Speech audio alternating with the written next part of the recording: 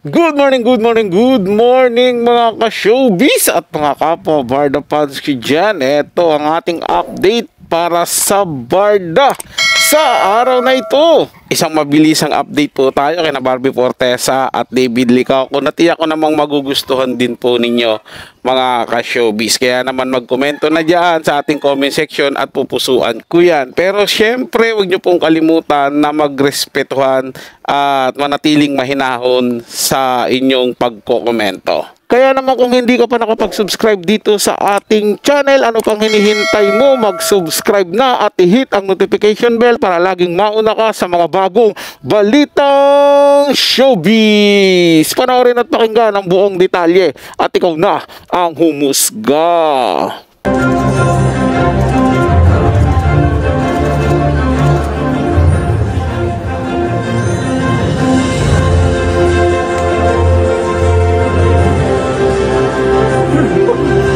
Good morning everyone. Thank you for the award. Thank you to Jimmy for believing in me, and to the kids out there, their future leaders. Dream big, and don't let anything or anyone stop you from chasing your dreams.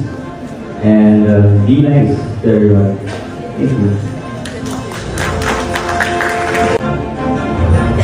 Magandang umaga po sa inyong lahat. Ako po si Barbie Fortesa from GMA7. Maraming salamat po ulit sa Anak TV Awards sa patuloy na pagkilala po sa aking trabaho at sa paniniwalang magandang ehemplo po ako sa ating mga kabataan. I would also like to thank GMA Network and Sparkle dahil sa patuloy na pagbibigay sa akin ng proyektong napaka-importante at nakakagandang mapanood ng mga kabataan katulad ng Maria Clara Ibarra at Pulang Araw. Maraming salamat po. At syempre sa aking mga magulang, thank you so much for raising me right.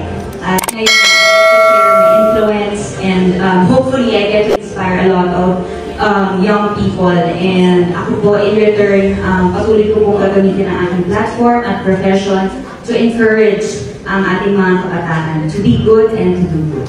Thank you so much.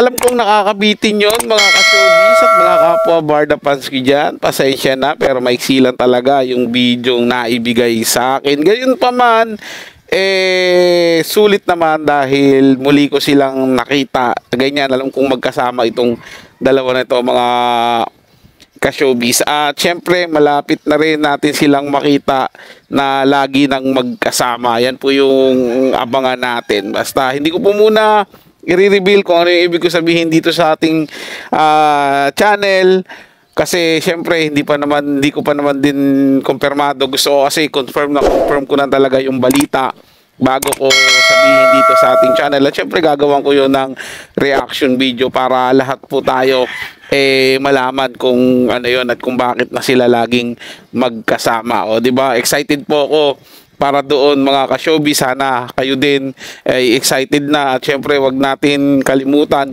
na tuloy-tuloy lang tayo sa pagsuporta sa Barda. At wag natin papansinin yung laging naninira sa kanilang dalawa. Alam ko sa nakaraang video ang dami talaga doon na nagkomento na ayaw talaga nila kay Barbie Fortesa para kay David Licao ko. Yung iba nga ay nagsagutan na sa ating comment section. Kaya minsan naisip ko tanggalin yung mga nagko-comment ng ng pangit. Kaso nga lang, syempre sayang din naman para mabasa nyo rin yung saloobin nila. Kumbaga, respetuhan na lang tayo.